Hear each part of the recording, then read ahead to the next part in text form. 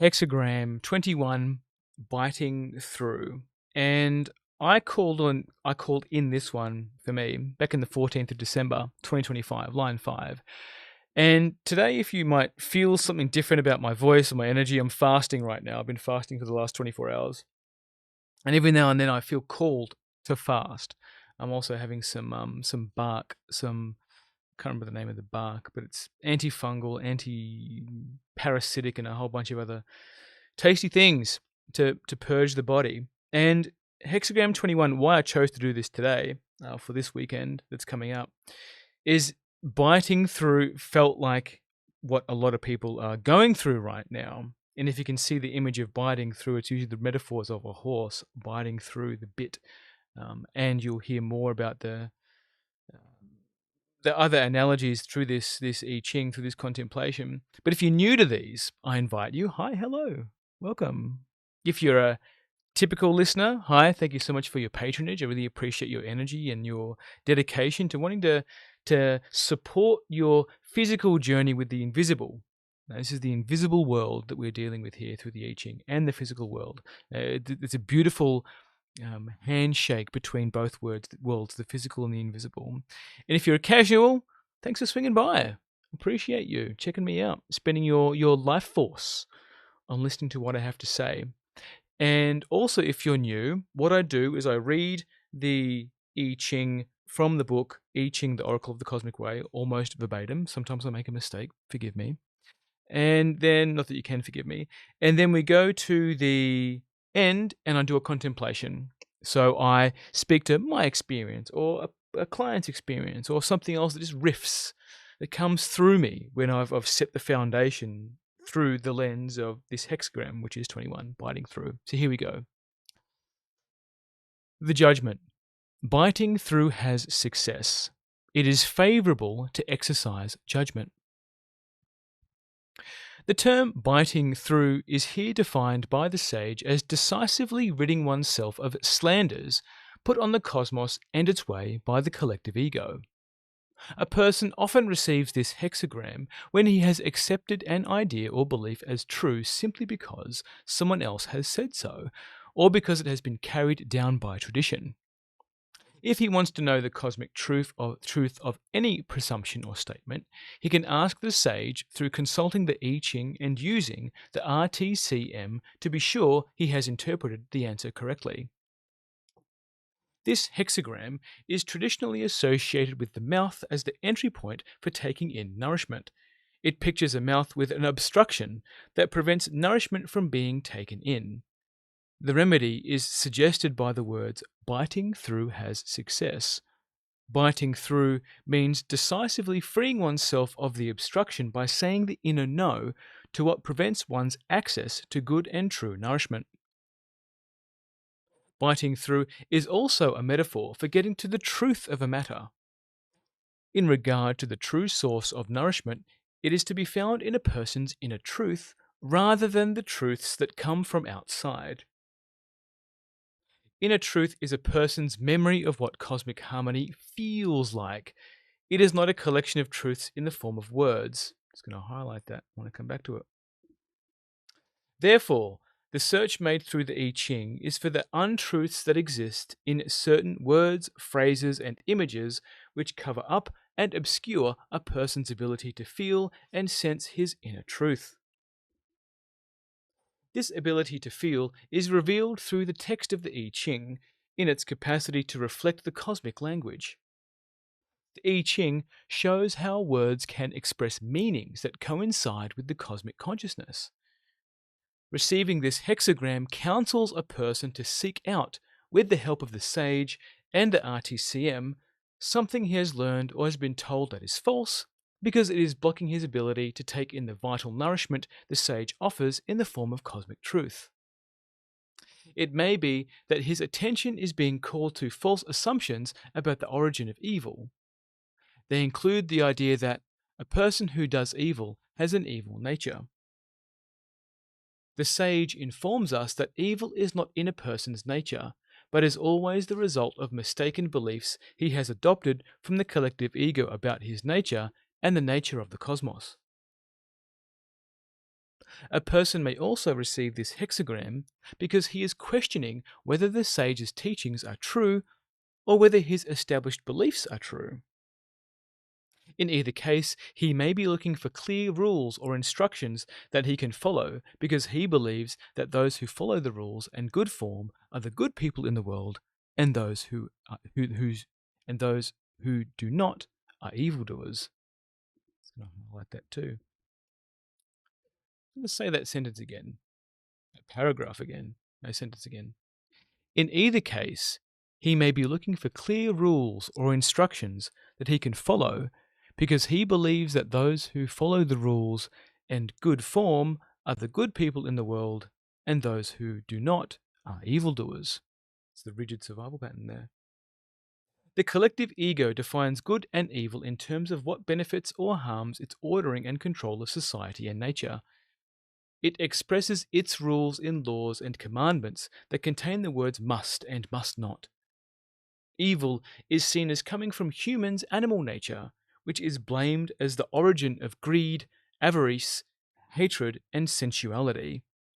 The must nots aim at controlling his animal nature, while the commandments, the musts, aim at controlling his social behavior. The sage speaks of good as all that inheres in a person's true nature, and of evil as coming from words, phrases, and images that demonize and distort it. The sage also sees good in terms of what benefits the natural order of society and nature as a whole. Evil, in the cosmic view, is the result of humans elevating themselves as special over other aspects of the cosmic whole and of demonizing their animal nature and nature itself. Doing so violates the cosmic principles of the equality and dignity of all aspects of the cosmic whole. The words biting through means saying the inner no to the mistaken beliefs of the collective ego. The sage and the helpers of the cosmos bite through the controlling nature in us by a firm and decisive retreat that amounts to a cosmic inner no. The cosmos responds to our true selves with love and affirmation, but leaves us to our own devices when we allow the ego in us to control. The departure of the sage and the helpers leaves us with feelings of loneliness and abandonment that make us reflect on the mistaken ideas that we have empowered. I'll say that line again. The departure of the sage and the helpers leaves us with feelings of loneliness and abandonment that make us reflect on the mistaken ideas we have empowered. These feelings, indeed, are what bring many to consult the oracle in the first place. I'll say that line again. These feelings, indeed, are what bring many to consult the oracle in the first place. Many oracles, whether it's tarot, astrology, enneagram. In the text that was imposed upon the original I Ching, this feeling of abandonment was called cosmic punishment. However, this is a misnomer. The cosmos does not actively punish. I'll say that again. The cosmos does not actively punish. When a person is left to the devices of the ego in himself, the suffering he experiences is from the harmful results of its activity. The sage and the helpers return when the person has returned to sincerity and humility and has called on them for help. It is favorable to exercise judgment, counsels a person to consciously affirm his inner feeling of disharmony by saying the inner no to that which is causing it, or to add his assent as a conscious inner yes to that which is harmonious. By exercising judgment in this way, he aligns himself with the cosmic way. To do this, however, he may need to free his common sense from any slanders that are imprisoning it. His common sense is his natural inner judge of what feels harmonious and what feels discordant. It is imprisoned when his inner senses are constantly overruled by his intellect with its fixed definitions of good and evil. He can free his common sense if he change if he will change his focus from what he should think to what he is perceiving through his senses. When he does not listen to his senses, especially his inner senses, they become inaudible. Body armoring. Always, after saying the inner no, it is important to detach and turn the matter over to the cosmos. The inner action of the person to correctly respond and then detach from the event engages a complementary response by the cosmos that brings about transformation. I have a drink of bark tea. And onto the lines. Line 1. Here are the lines. His feet are fastened in stocks, so that his toes disappear. No blame.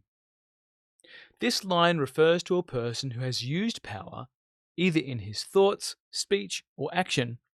Such power derives from the ego's judging another incorrectly. He may have had self-righteous thoughts or acted to chastise someone. He may have engaged in argument or striving to make something happen. He may have encroached into others' space or in some way pressed his cause, point of view, feelings, or thoughts upon another. Power also refers to a person's attempt to correct another through physical force. All such use of power violates the intrinsic space of others and brings about the cosmic response referred to by the phrase, his feet are fastened in stocks. It means that his incorrect behavior is brought to a halt either by circumstances or by his conscience. Being brought to a halt encourages the person to reflect on his attitudes and actions. The stocks are the first corrective measure employed by the cosmos. It is followed by more serious measures if he remains indifferent and obstinate. See line 6.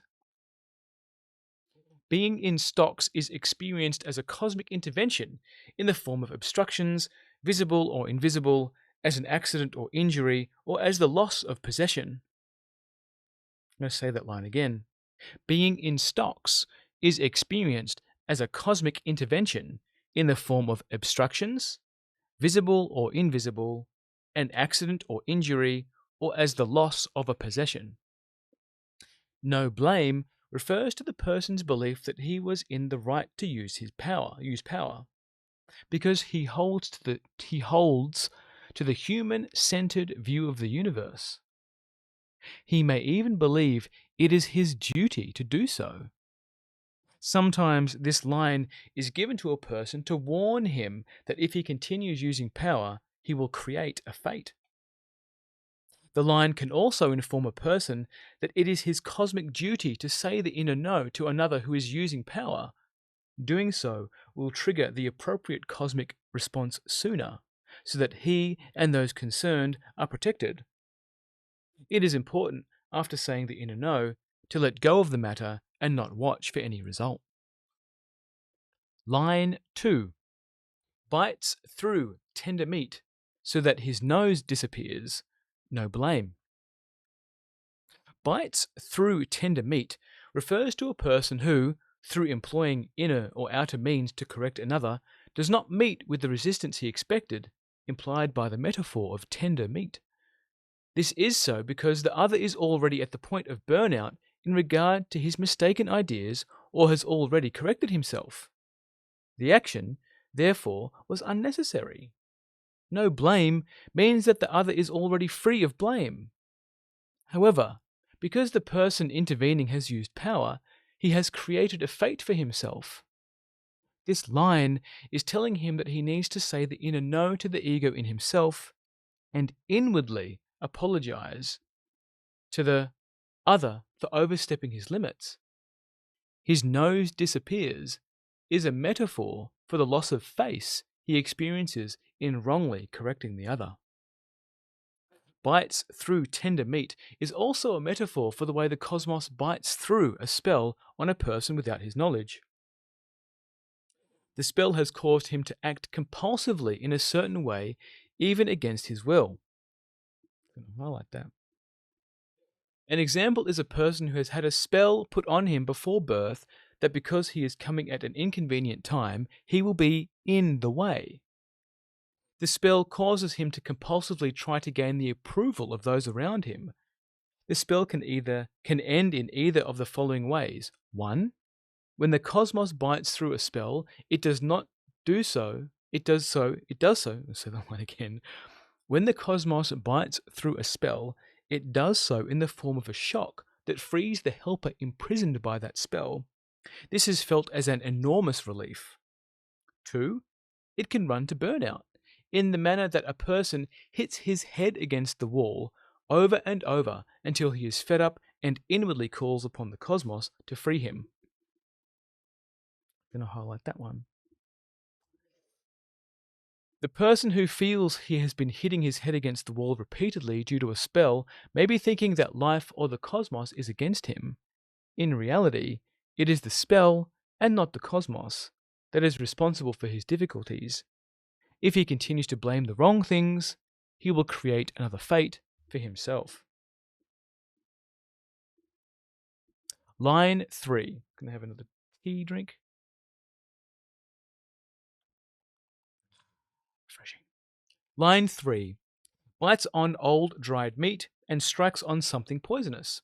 Slight humiliation, no blame.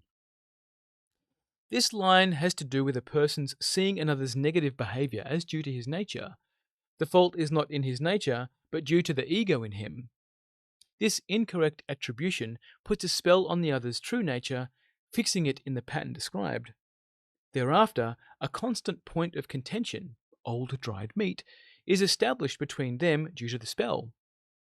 Western vernacular embodies this message in the phrase, bone of contention.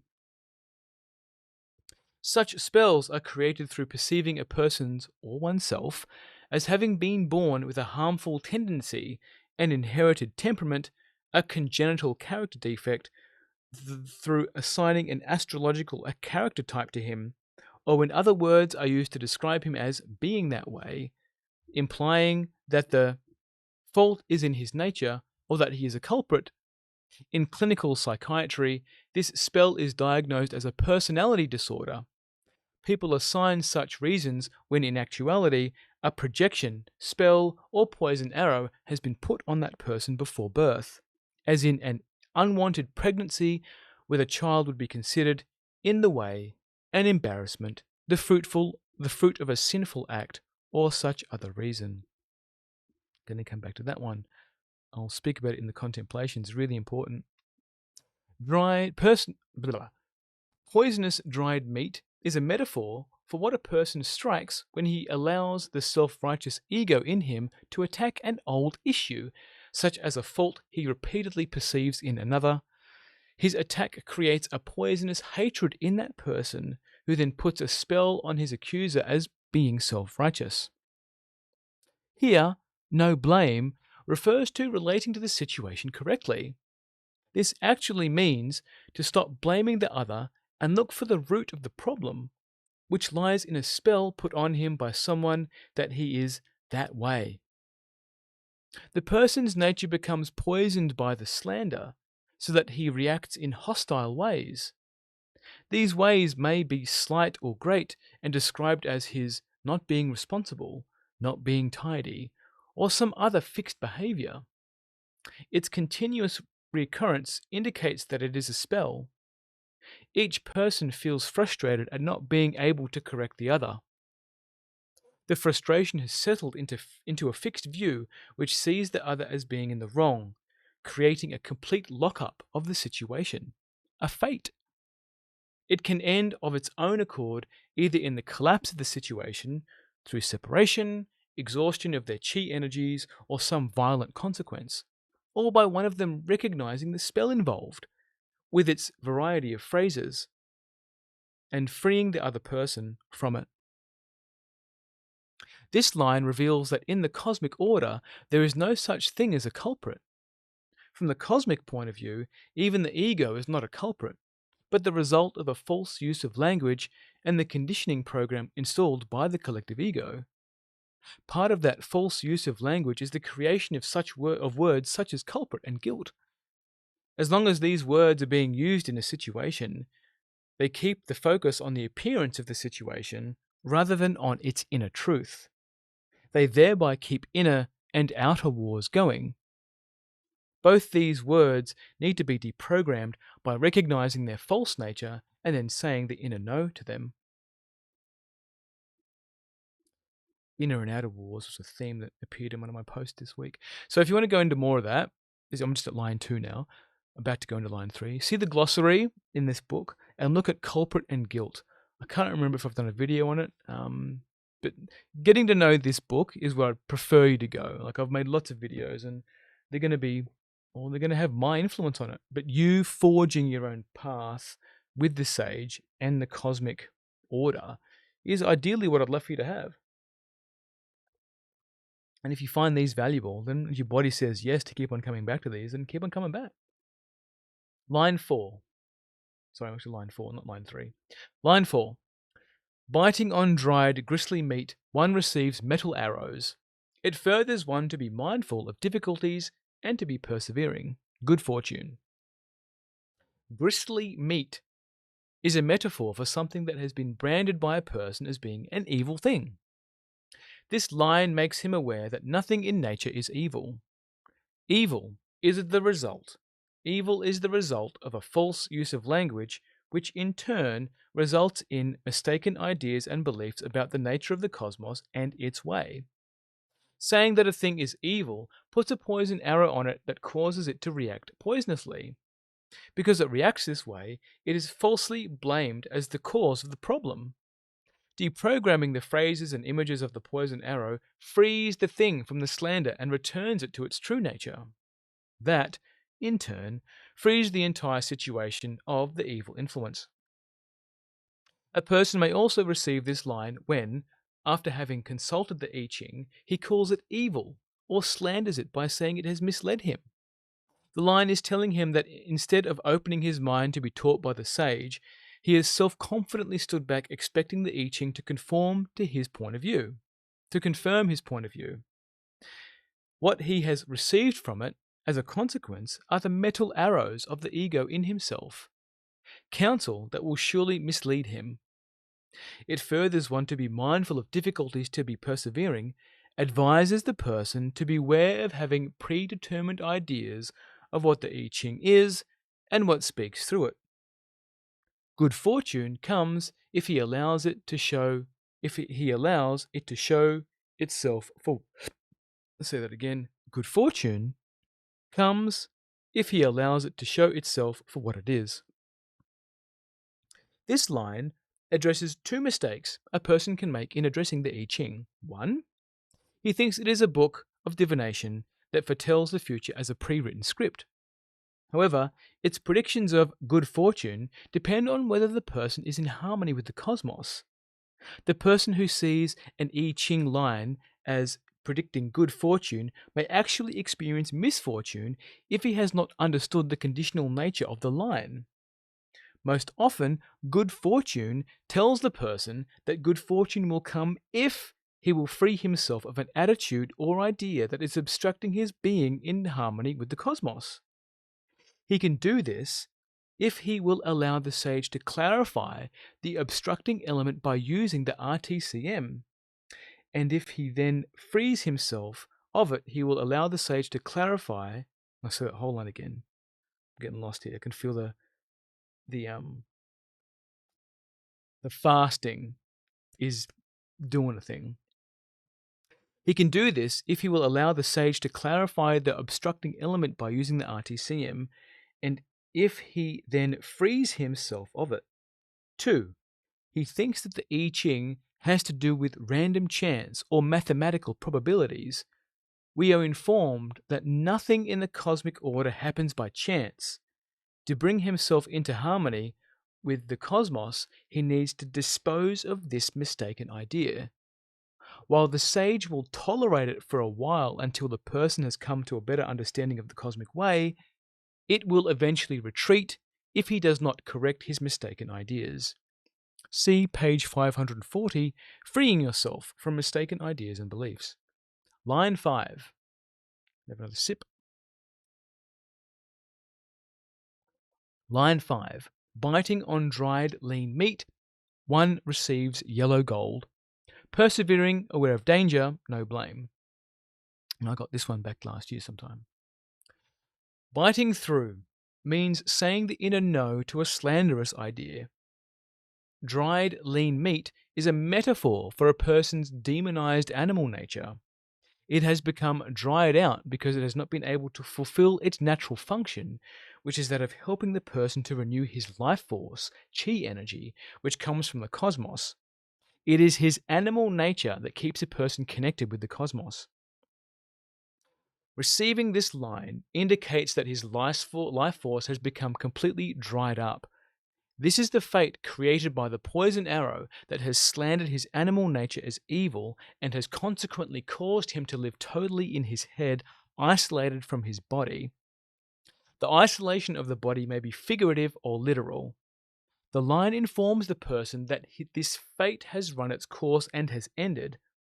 One of the purposes of fate is to restore a person to his senses, which are part of his animal nature, and, in their totality, make up his common sense. To fully free his common sense, the person needs to bite through the slanderous idea that his animal nature is the source of evil.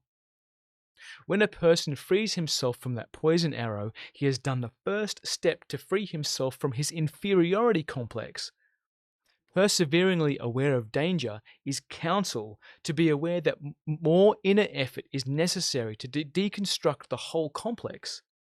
Step 2 is to free himself from the complementary false premise that humans are special because they have language, another poison arrow. Step 3 is to free himself from the idea that humans are divided into mind and body or into mind, soul, and body, a spell. Step 4 is to free himself of the idea that humans are guilty because they have an animal nature, a poison arrow of guilt. Because the inferiority complex makes a person feel unworthy and guilty, he then begins to strive to become superior and embarks upon the road to vanity, glory, and redemption through developing grandiose self-images. Deconstructing the inferiority complex restores the person to his original wholeness and dignity through transformation. The words no blame are saying that in the cosmic view, humans are born without blame, and that there is no blame in deconstructing the above-mentioned autonomous ego complex that supports the human-centered view of the universe. Feelings of blame and also of guilt are due to the reinstalling feature of an ego complex.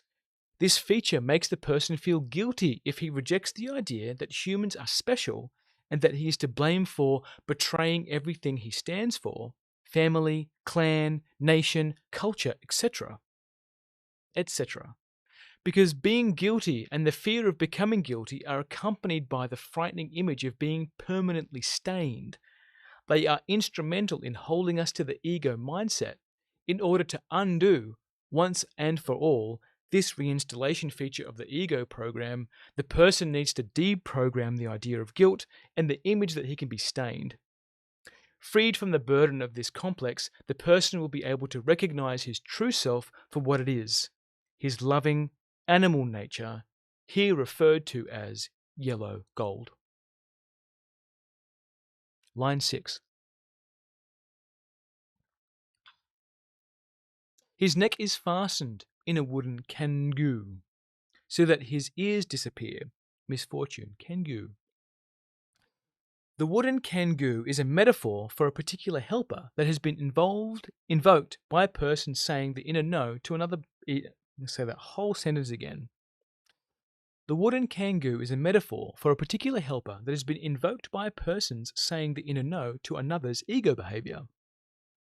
This helper forces the other person to look within and to make him aware that something is acting out in him that is incorrect. While the Kangue is in effect, he is prevented from continuing his negative behavior and from causing further damage to others. Receiving this line reflects the obstinacy of his ego behavior because it implies that the person's feet have already been fastened in stocks. See line 1. If a person receives this line in regard to another, it tells him he need not fear further outbursts by that person. This line can also indicate that the Kangue has been applied to hold a particular demonic element in a person's psyche in check, to prevent it from causing further damage. This demonic element is self-blame. When a person becomes totally consumed with blaming himself, he is unable to hear the inner truth of the matter. The Kangue helps to free him from the ego's harassing voices of self-blame so that he can hear his common sense. He then needs to say the inner no to the ego and to ask for help to be freed of the phrases it employs, such as I should have and I should have not, or it's my fault. The word misfortune warns him to not allow the ego to continue its indulgence in self-blame, as this creates a self-destructive vortex. I'm going to highlight that one. I have lots of clients that go through that cycle. A person can also receive this line when he is experiencing a fate, misfortune. It informs him that the cosmic fate is a cosmic response to his having separated from the cosmic whole due to his use of power. The Kangue refers to the unpleasant feeling that pulls him back from his wrong actions. As such, it is cosmic love in disguise and not a punishment. When the person recognizes the evil consequences of his actions and rids himself of the mistaken ideas supporting them, his fate can be extinguished, and he can be reunited with the cosmos. The Kangue can also be a metaphor that points to the mistaken idea that his duty requires him to take on a difficult or impossible burden. He may have an illness that he believes he must endure, or he may believe it is a burden in life to rescue and save others. He may be relieved of the burden if he asks the sage through the RTCM which helpers he needs to take it away. To accept suffering slanders the gift of life. To accept suffering slanders the gift of life. Oh, boom. Mistaken ideas of duty come from the collective ego and act as a spell on the person who accepts them. Phrases that make up such spells are, you must accept your fate, and your duty is to be selfless in caring for others. Such ideas only create inner anger and conflict and lead the person to blame his miseries on what he is taking care of, or on life, or on the cosmos. See page 550, Deprogramming Procedure. He also needs to say the inner no to any feeling of guilt for rejecting the false demands. Then on to line 22. Hexagram 22. All right. My contemplations. Some of you may have already skipped to this part. You might not want to read to hear me read the whole hexagram. So here we go. I'm going to work backwards. To accept suffering slanders the gift of life. Now, I'm quite critical of religion. Very critical of religion. Especially the Abrahamic religions like Judaism, Islam, and Christianity. Because they put suffering as something that makes you virtuous. Suffering is not virtuous. Suffering is an indicator that something is out of alignment. Something is not in orientation to who you really are. And you only know that you are when you are suffering, when you are attuned to the body. If you're in family systems or cultural systems that high five suffering, you'll all stay there. So if you have a look at people who are particularly Islamic, I see women who are Muslims are very overweight. You see mums very overweight, right? If I dial in the 5 personality patterns, you'll see that, well, that's enduring. You're enduring. The enduring patterned person, or the person who's living out the enduring pattern, will be fat. They have a lot of adipose tissue because it protects them from expressing their feelings. They hunker down in this armored suit of fat, of adipose tissue, because to accept suffering is divine. To accept suffering is the will of God, of Allah, right? So suffering is not life.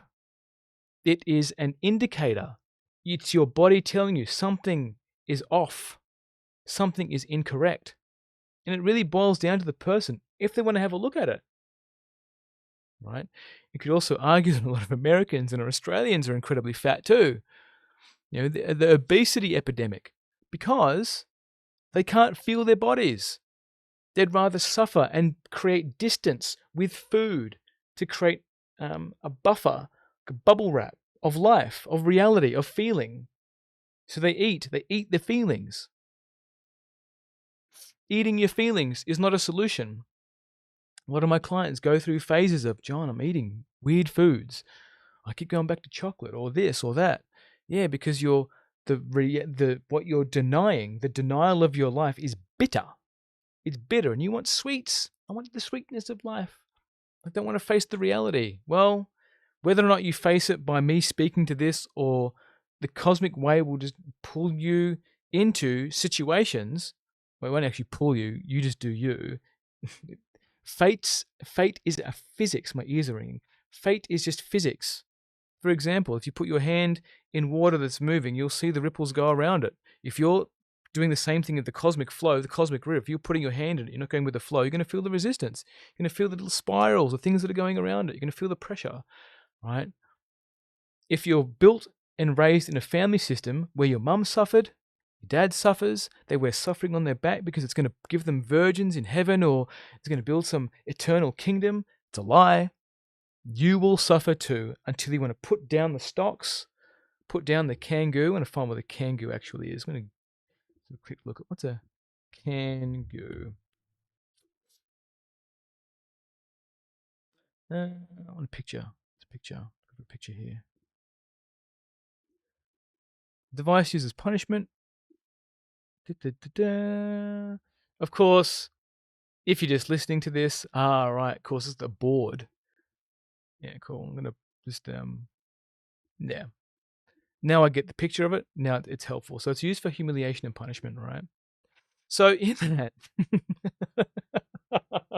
I'm laughing because I just applied the same metaphor to religion here. Look, I just see a whole group of people with these kangaroos on their stomach, just walking around, walking into church, walking into the synagogue. It's all suffering, but they can't see the humiliation for what it is. It's not real. It's built to control you. It's not going to help you live your life. It's not going to help you have healthy relationships. It's going to tie you to a lie. All the Abrahamic religions are like this. They're built on humiliation, guilt, and shame. Right? And then we wonder why priests become pedophiles, or we create a culture of pedophilia where you can steal the innocence from a child, right? And the evil nature, when I talk about lower self, the lower self is the animal body.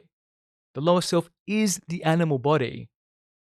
So when I'm taking someone through their lower self, their carnality, we don't make it wrong. We just allow it to exist. In my True Love, my 16-week love orientation program, my love mapping program, I help take people through their animal bodies. What animal do you see yourself? When you're dating, what animal do you think you are? If you were just to let go, and if you could be anything, let go. If you could just be anything, what animal would you be? What would you love to be animal-wise? I'd love to be a panther. I'm actually thinking more like a spider. I'm like a praying mantis. Maybe I'm an anglerfish. Maybe I'm a slug. So the animal body is resonant with the animal kingdom. So helping someone to just be just carnal, right? My own personal example of this, why I think I got this line way back when, it's great to have a refresher with these new eyes, and because I'm fasting, there's less resistance in my body from food. What shows up there is in the relationship space. Okay, you've got this thing where you can't fantasize about other women, especially in the polarity space. Your energy's got to be locked onto the one woman, and that's it for the rest of your life. But what I find in my carnal sense is that I do look at other women, and it's not like there's a lusting nature to a lusting, like I want to go after it right now. I'm going to drop Cassie and go straight after this woman. It's like, no, she's attractive. There's something about her. She's got that life vitality that I find attractive. So what I did is I allowed myself just to express whatever was alive in my body around other female friends of mine. Like, oh, you're beautiful. Wow, you're really attractive. I love what you're wearing. Oh, this is a great photo, right? And just being able to express and men too. I'm not a homosexual, and I'm very comfortable in my sexuality, so I can be around naked men very easily. It's not something I don't immediately think about, oh, now I'm gay. And a lot of men go through am I gay cycles when they have an unhealthy relationship with sex, usually because they've grown up in a religious container. Their animal body has been shamed. You're not allowed to be gay. That's anti-God. You're not allowed to be this because it's anti-God. You'll never get into heaven. That's hellfire. You'll burn in hell for that. The word misfortune warns him not to allow the ego to continue its indulgence in self-blame, as this creates a self-destructive vortex. With my clients, what shows up is when they aren't making the progress that they think that they should be making, is they internalize this lack of progress, this disappointment. Right? And they try and look for more things. Oh, I need to listen to this podcast. I need to listen to that person. I need to listen to this coach, or this thing and that thing. Now you have all the answers in yourself. You've got all the lessons. You just need to live it in your own way. A classic example is if you're someone who wants to start a coaching business. And I'll touch on this in this particular contemplation, is like I needed help in the beginning for someone to point out my blind spots, because I was so in my head. I didn't know how to feel the disappointment and the despair that I couldn't get this business started. Like Cassie was pregnant and I wanted to make this work. I knew that this business that I was creating had legs. There was something in it that was for the collective and for me and for life. It was pro-life, not in a anti-abortion sense, but it was just pro-life, right? It was pro-chi, it was pro-life, right? So in that creation, I needed help. And what happened is I kept on renewing my contract with this coach because he was giving me gains and benefits and these huge cash windfalls, but the cash would come and go very quickly. And that's when I turned to I Ching, this version of the I Ching. This is a very particular version of the I Ching. You need to understand that. The other versions of the I Ching are not like this. This is a revised version of the I Ching that's outside of hierarchical order. It's about the cosmic harmony that flows through its language and the message. Back to my previous coach, and what showed up was that I was contemplating the I Ching and my body was telling me, don't renew another contract with this guy. Don't do it. Like it's not correct for you anymore. You don't need to do that, right? And then within like a week or two, he sent me a message saying, John, it's time to burn the boats. It's time to, we got to go hard on your business. And I was like, nah, man, like, you're my boat. You're the thing that I'm using to not trust myself. Like you've done such an amazing job in helping me. I don't know if you see just how much of an amazing job that you've done. And I'm presented with mentors and coaches that are like that. The self-blame that they haven't done enough. Like they're not where your vision board was when we first started working. It's like, they blame themselves. Like, nah. You've done an incredible job. More than what you think you know. I think you intellectually know how good you are, but it's not somatically embodied just how incredible all of your work is done, how it's transformed my life and my relationships, right? So the self-blame is a self-destructive vortex and it just shows up in your relationship dynamics. It'll just show up in the next exhausting relationship. It'll just show up in that relationship that you thought was perfect, but then ends up being exhausting again, or that you don't have the tools to navigate the exhaustion, because why I'm telling you this is because relationships will bring up the content, the suffering. Hey, I'm suffering here. What's going on? It's me. Am I not expressing myself? Am I not saying the inner no? Am I saying the inner no out of trying to control the other person? Am I watching for results? I'm just using the framing of the I Ching here.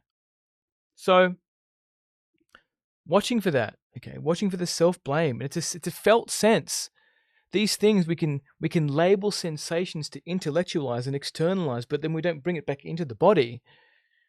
Right? Oh, it's anxiety. Oh, it's depression. Oh, it's anger. Oh, it's this. It's that. All before language, pre-verbal, before the version of you learned how to talk. You were feeling. I have 2 sons. I have one son who's 7 months now. Right? He feels. I can see that he feels. Then I give it language. Right? So he's already feeling angry, upset, alone, hurt. He's in pain. His teeth are coming through. I can see he's in pain, you know.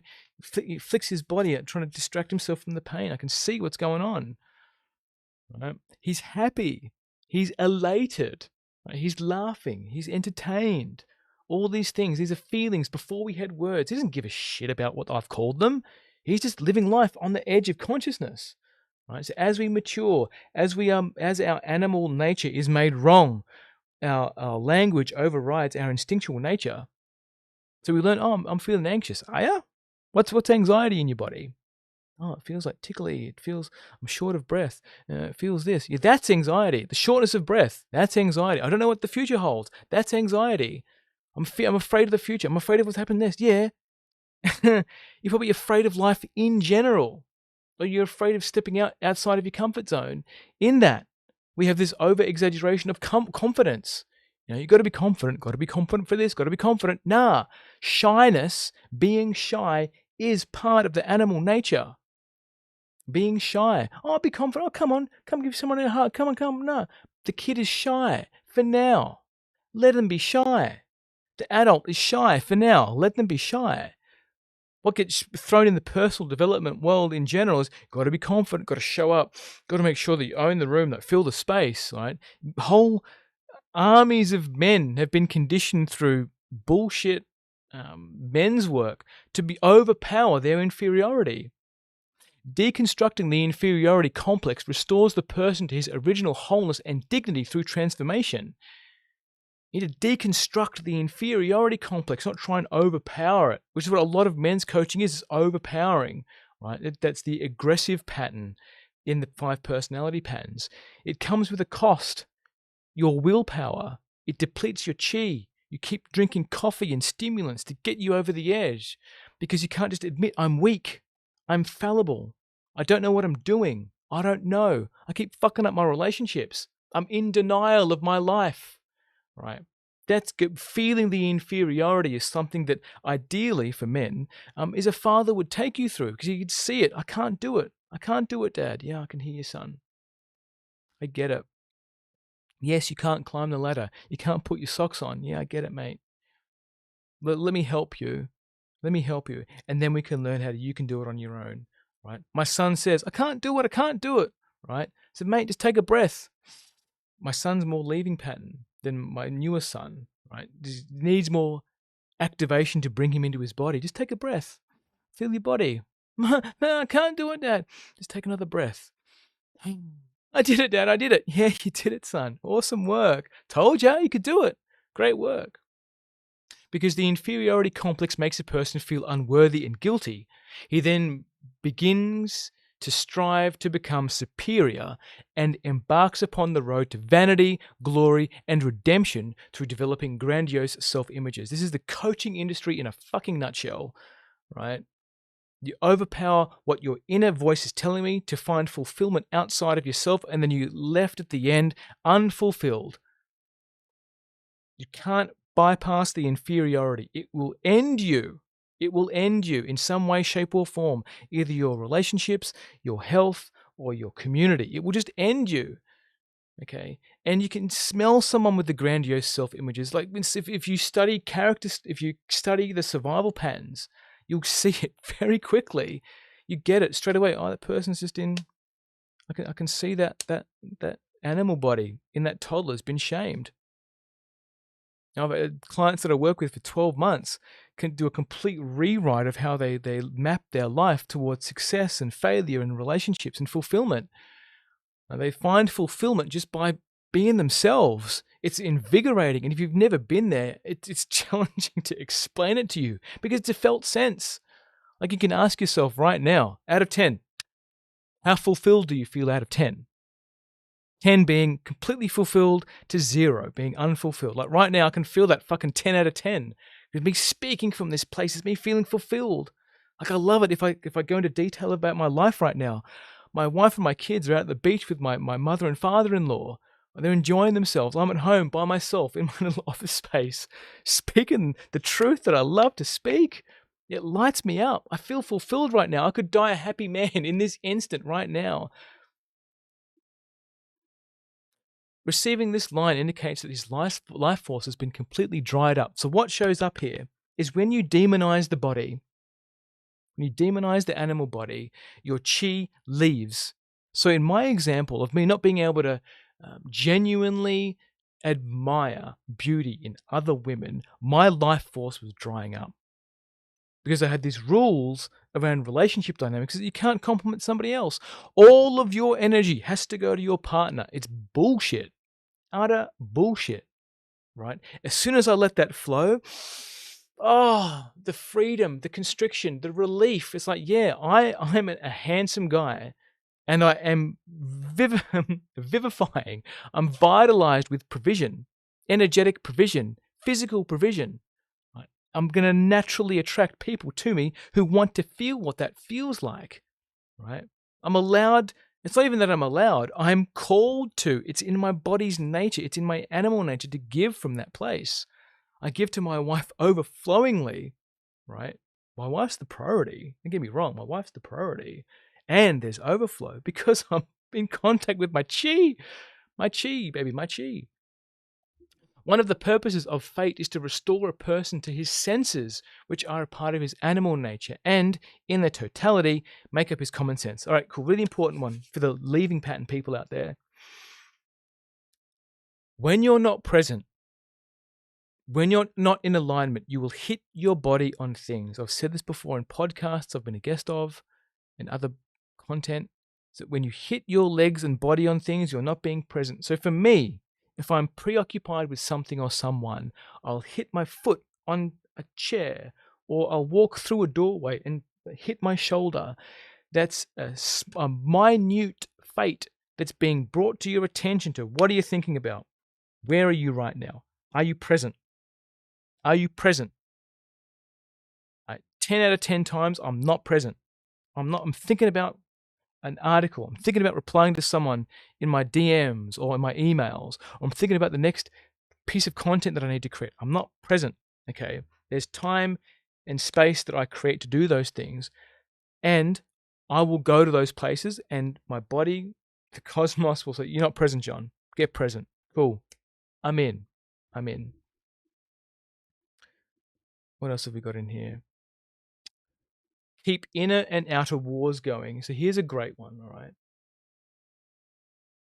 So truthers, in particular, go on and on and on about wars, okay? Wars.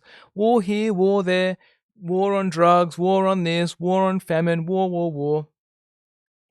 We're talking about war, right? It's actually a war on consciousness if you want to get specific, but it's you. You are responsible. And when you take on board this work, the I Ching, this version of the I Ching, you will see the planet shift not out of an egoic place, but out of a return to consciousness, return to the cosmic order place. I see it on a daily basis. When I am in alignment with who I am, saying the inner no and the inner yes to things, I see things happen that do not make any sense. The challenge for me is to say, oh, I did that. That was me. Yeah, I helped create that. The I, right? So me, that's the inferiority coming up again, that I'm not doing enough, I'm not famous enough, I'm not this, right? So saying no to that in that moment, that no to the want for fame, no to the want for notoriety, and just be me. It takes 3 minutes to sit with the feeling and it dissolves. If you can find that 3-minute window to be like, oh, just be in that sweet spot. You know, if you've seen Tron, you know, that the blade of light that comes out off the back of the light bike, you know, this, that groove, like just be in that groove of, and you can just feel the whatever's being just shredded off you, and then there you will remain. Right?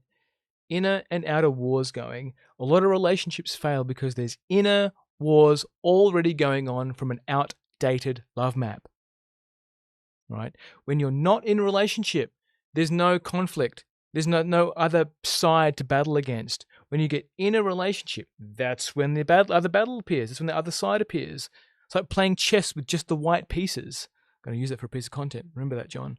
Right? If you're just playing chess with just white pieces, which one side of the board, it's easy. But as soon as you put an opponent in, got to make moves.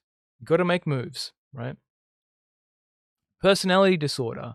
People assign such reasons when, in actuality, a projection, spell, or poison arrow has been put on that person before birth, as in an unwanted pregnancy, where the child would be considered in the way, an embarrassment, the fruit of a sinful act, or other such reasons. This is huge, huge, huge, okay? Because this is something that psychology misses, because it's pre-verbal, and you can feel this in your body, and you can ask the I Ching using the RTCM. Roll those 3 coins. It's fantastical. It's amazing what the RTCM can indicate to you when you're present. Okay, if you're not present, the sage will retreat. Okay, you need to build a relationship. Build a relationship, right? If you can't build a relationship with anyone, I'd start with the sage. All right. Personality disorders. Okay, so many people come to me from therapy, from psychiatry, saying I have this thing. I have a client recently who just started working with me, and in that commitment, her old psychiatrist is leaving, and a new psychiatrist was given to her. And straight away, the new psychiatrist has said, "Oh, I don't know why you're on this medication for. Let's do some deeper work. I just don't think you know how to regulate and be with your feelings." Today, this is what's happening. Okay, here's the not so humble brag. I've been saying the inner note of psychiatry since I learned about the I Ching. Okay, saying no to all these institutions that keep on imprinting people with bullshit. Right? It's finally the fruits of this labor are finally being seen. Right? A psychiatrist is offering this woman to taper her off her meds. 1. And 2, help her find one-on-one therapists that can help her regulate her feelings. That's what she needs right now, is more regulation. Right? She just feel the feelings. It's effectively feeling feelings, right? She's also working with me. She's going to learn how to be with her lower self as well, which increases the bandwidth in your feeling space, so you don't need to be regulated all the time. You are you. You are just naturally regulated, not in a clinical, sterile sense, but you are who you are, and you can have the outbursts because the outbursts are part of the animal nature. They're boundary containment. When you get angry at someone, like, fuck off, right? Boundary containment, right? Oh, you're getting a bit angry. Anger's not bad. It's part of the animal body. It's how you defend yourself. It's how you create a wall. And it's how you create an invitation. Like, come, I want to fuck you. I want to fuck you. I'd love to fuck you right now, right? It's an invitation, right? You're allowed to be in it, okay? And the more you're with your lower self, your animal body, and I say lower self because the I Ching speaks about lower self. Like, don't make the lower self lower. There's a higher self, medium self, and a lower self, like the mask. The lower self, how I refer to it, is not lower in the context of a hierarchy. It's just a label I need to give it to communicate to someone, you, in a schoolistic way. I just need to communicate a term, right? Without language, I can't communicate it. I can't communicate with you telepathically. The words contain the feeling, if that makes sense. If he continues to blame the wrong things, he will create another fate for himself. Okay. So when someone, especially truthers, especially people who don't have any, not all truthers, more like trummers are the ones that part doomers, part truthers, can't seem to have a healthy relationship outside of the truth, is that they will blame things outside themselves, right? Oh, it's Epstein. Oh, it's the deep state. Oh, it's the evil pedos. Oh, it's the satanic Luciferians. Oh, it's this. Oh, it's that. And or it can be planets. Oh, it's Pluto. Oh, it's Saturn. Oh, it's Myers-Briggs. Oh, it's my Myers-Briggs. I'm an INFJ. Oh, it's the non-neurodivergent people. It's the neuronormals. Oh, it's the neurodivergent people. It's the neuronormals. The neurotypicals. It's all the neurotypicals' fault. It's all the white cis men. No, it's not. It's you. It's you, and it will always be you, especially if you're here for the deep work. Right? If you're actually here to take personal accountability and responsibility for your life, it's you. It is you. Right? Stop denying. I've got a Substack on denial. I need to put it in here. I'll put a link in the comment section, or I'll put it in this comment section. I can't put it in the cards yet because my channel hasn't got enough subscribers.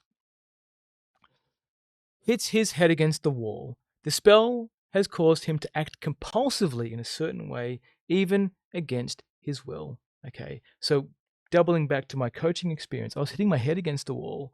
I couldn't understand why the money would come and the money would go. I'd be doing all the steps. I'd be doing the reach out. I'd be doing the DMs. I'd be doing the content. You know, I felt like I was aligned, right? Why can't I do it? Why can't I work this out? It's crazy. Same thing in relationships, right? I've just married another one exactly like this, or I'm dating another one that's exactly like my mother, even though most men don't realize that they're dating their mothers. Oh, not done it again. Oh, I can't believe it. Oh, you know. So you go on a holiday, you know, you end the relationship, you reset, you know, your head recovers from the pain of hitting the wall. You just go find another person. You haven't done the deep work. You haven't had a look at your love map, right? So when you understand that there's the physical world and the invisible world, you will know that there are words that you've taken into your body that have become physical. For example, he will be in the way. I'm always in the way. You're in the way. Get out of the way. You don't listen, right? I say this to my son all the time. You don't listen, right? And they're like, fuck, I've said it again, all right? You said it again because you keep impregnating him with that. You don't listen, right? He doesn't listen even more. You don't listen. Okay, I won't listen, right? Oh, I'm saying a thing, right? So being able to say no to that and understanding, well, where am I trying to rush somewhere? Where am I trying to impose this collective ego that we need to be here at a certain time? We need to do a certain thing. We have to have dinner by a certain time. All this kind of stuff, right, comes from like the rigid survival pattern. I'm going to touch on it in this contemplation too. All that stuff impregnates a child with false beliefs, and you can say no to it. You're not a bad parent or an evil parent, okay? If you're a parent, right, you just had some stuff that's been programmed. You need to deprogram it. Sometimes just shutting up is the best choice. When he does not listen to his senses, especially his inner senses, they become inaudible, okay? So the less you listen, the quieter they become. And to listen requires presence. It requires stillness, like Tai Chi, Qigong, yoga, martial arts practices. Okay, the body comes alive, especially when you reach a state in your practice where the movements just move and you're no longer in your head about the perfect pose. I remember I was learning Tai Chi. It's like, oh, hidden fan, crouching dagger, whatever it is, thing I'm doing. I have no idea what I'm doing, but I'm in my head, right? The step that I love in Tai Chi is I can't remember what it's called, but I just love it. It's like the Tai Chi walking. It's like a little bit forward, the angled foot to the side, your foot slightly angled to the side, and walk. I love it. It's freeform, freestyle Tai Chi. I'm naturally a very yang person. I find I'm much more yang when I'm in business mode. Yin's actually my default. But when I'm still, like I can hear myself. But what I love about the freestyle is it's that little bitty yin and yang where I can just move freely. I move my arms. It's like a beautiful dance with chi, with energy. Right? But if you don't listen to your body and getting massage, deep tissue, chinasang, remedial, shamanic, Zen Tai, whatever your body feels called to. Reflexology, recommended another client get his feet massaged the other day. He was an aggressive pattern, living the pattern that we were working on was the aggressive pattern. Really important that they have feet massages because they tend to do their lower body, like an Achilles tendon or their ankles or something, because they're so upward displaced energy-wise. They live in their upper body. Their willpower is very strong, but they forget their legs, right? And they do their legs. So get foot massage. Get into your feet, right? So massage helps you connect with your body. It has to come from physical touch, right? Rollers, massage guns, whatever it is, has to come from physical touch. Medicines can get you half there, like ketamine and psilocybin, all that kind of stuff can get you half there, but you need to be physically touched by somebody else. You need to have that consciousness, animal body reawakened by somebody who's also in a body, right? His common sense is his natural inner judge of what feels harmonious and what feels discordant to him or her. It is imprisoned when his inner senses are constantly overruled by his intellect with its fixed definitions of good and evil. So this is rigid to a T, absolute T. So you have the religious, sanctimonious, rigid rules that get put on people to how they live their lives. Okay, that you can't be gay, you can't be this, you can't be that. Okay, which forces their animal instinct into a box, then it just lashes out in some other way through like pedophilia or bestiality or something else. Even though I think personally those things are not in cosmic harmony, and there might be a necessary waypoint for people's life journeys, and it's a bit controversial, but it's only controversial because people lack the fucking bandwidth to be with the concept. Is that when you try and put your animal body in a box, it will just naturally rebel, which is why you see people that come from religious households, women who are only allowed to wear trousers or who aren't allowed to wear skirts, or who can only wear skirts, or are forced into, they rebel. And rebellion is not inner truth. Rebellion is not true self, okay? Rebellion is anti whatever you went through. So you see a lot of kids getting tattoos and piercings and like joining certain countercultures. Like, yeah, I'm rebelling against the status quo. It's like, nah, I'm my true self because I'm rebelling. Nah, you're not. Okay, well, you are rebelling, but it's not who you are. You've just become the opposite of what you hate, right? Or the opposite of what you feel slightly indifferent to, right? And this is where people who do not understand the 5 personality patterns and want to go through the I Ching get struck. They get stuck because the Church of the One Right Way, which is a rigid concept, Church of the One Right Way, doesn't allow you to listen to your feelings. Rigid pattern people really struggle being in their feeling, especially their denial and their inferiority. So a lot of them become coaches, right? They become the art of perfection. They want to perfect themselves, but they don't listen to their body. They don't listen to their sex. They listen to the carnality. That listen to themselves. Just wants like eyes rolling into the back of their head style orgasms. They don't want to listen to that. They want to hold back their attraction. They want to hold back because they don't want to be taken advantage of, or be seen as slutty, or be seen as a pervert or something, right? I remember in high school, something I hate being called was being creepy, right? Again, being called creepy. So am I creepy? Maybe I am. But that lower self work that I did, we went through processes where we just owned the creepiness, right? And that stuff just bounces off you. It's not that you're overpowering the creep. It's that, yeah, I can be creepy. It can be creepy as fuck. It doesn't activate a survival pattern when you call me that anymore, right? By exercising judgment in this way, he aligns himself with the cosmic way. The cosmos does not actively punish. When a person is left to the devices of the ego in himself, the suffering he experiences is from the harmful results of its activity. The sage and the helpers return when the person has returned to sincerity and humility and has called on them for help. Okay, sincerity and humility. It's huge. It's huge. Okay, sincere, because people can feel sincereness. Okay. The cosmos feels sincerity. Like when you genuinely fall and you hurt yourself. When you genuinely feel like you're doing your best. Genuinely feel like you're not trying. You're doing it. Okay, when you're doing it and you're doing it to the best of your ability within presence, not within some idealized fantasy that your intellect is trying to create. The universe rewards you with the miracles of your consistent desire, your consistent activation of being in sincerity and humility. It's like you know that you don't have the answers, but you're operating on all that you have right now, and you just need to move. That need to move, that commitment, that devotion to the self is what turns the wheel on your life towards something that's in cosmic harmony, where miracles become the default state. But if you're still holding back, if you're still waiting for somebody else to confirm something, if you're still waiting for, the bet to come good or the other person to confess their love for you, then you're holding back and you're not being sincere.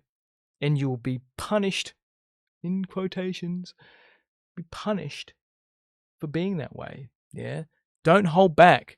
Stop holding back. let go, move forward, step into. That's the techniques that the 5 personality patterns can give you. They show you where the body armoring is, where you go to speak your love or affection to someone, even if they're married, even if they're whatever. John, I just want to tell you that I love you. Oh, thank you. It frees up the chi in your body. It activates chi in my body. Right? That's love. Okay, when you share from that place, not trying to hold back out of fear of being inappropriate. Classic rigid. Fear of being inappropriate. Don't want to be improper. Don't want to be improper. Don't want to be inappropriate. Rigid. Okay. Rigid armoring needs to be taken down through being unconditionally loved. And it's unnerving for them to know what that feels like, because they don't know. They've been living their life being loved through the filter of rules instead of authenticity and truth. The cosmos responds to our true selves with love and affirmation, but leaves us to our own devices when we allow ego in us to control. Okay, that's pretty self-explanatory. The blue. All right. Good form. Read the whole sentence. In either case, he may be looking for clear rules or instructions that he can follow, because he believes that those who follow the rules and good form are the good people of the world, and those who do not are evildoers. So this is something that is really, really important, okay? Because when you start going against the rules, you're seen as bad. So you got to do this, you got to pay that, you got to make sure that you're taking care of this, you got to do this, be a good citizen, you know, it's for the children, right? Make sure you get those shots. Now make sure you do this thing. Make sure you do it. It's for the good people, do this, right? Make sure you wear your mask.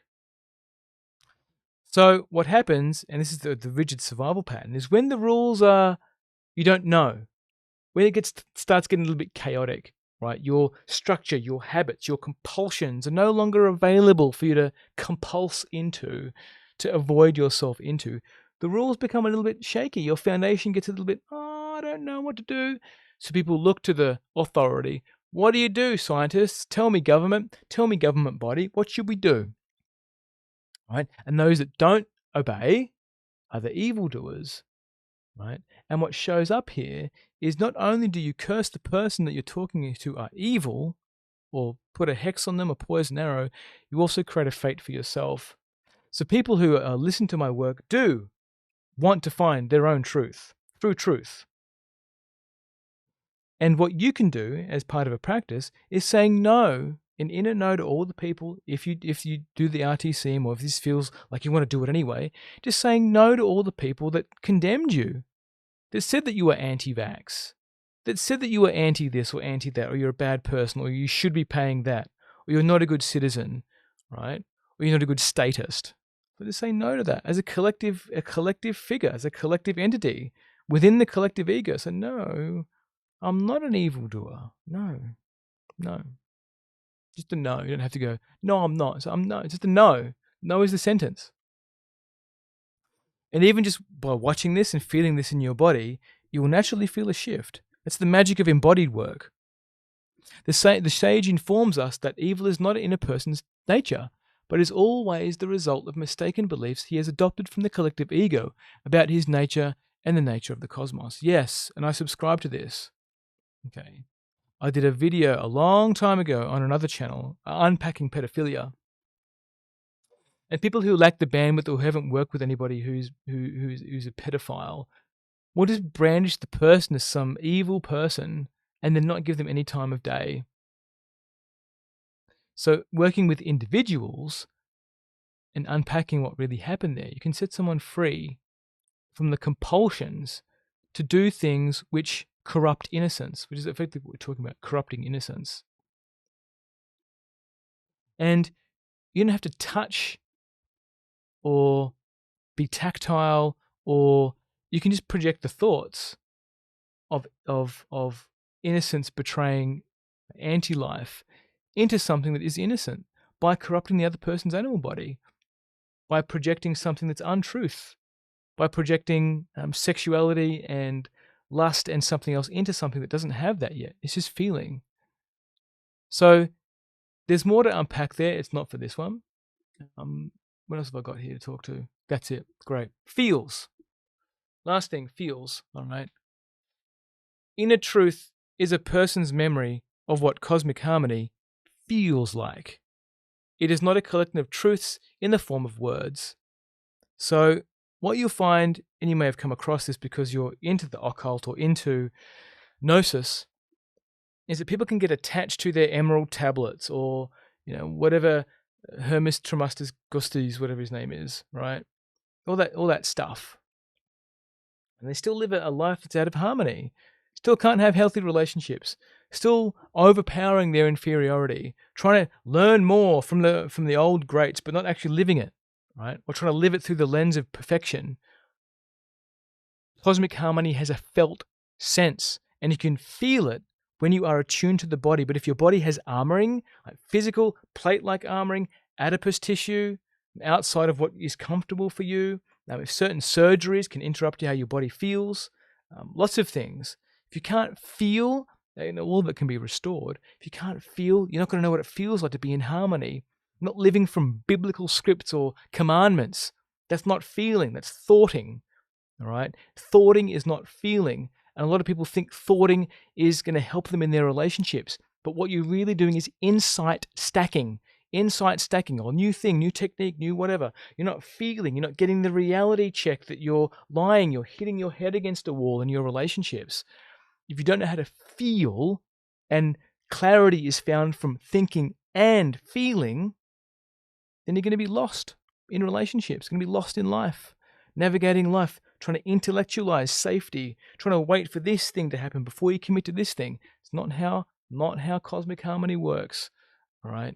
It's a feeling sense, and when you are in inquiry and want your common senses to come online through inviting the invisible world through the I Ching, you will find a peace that you cannot find anywhere else, because it's from the invisible world. It's not tactile. It's a felt sense, and it's created as you create yourself. Thank you so much for listening to this, and if you loved it, share me what you got out of it. Love to hear your replies. If you get any tips of how I can make this better, please throw it in there, share it, and have an amazing rest of your weekend and rest of your year. Mad love. Bye.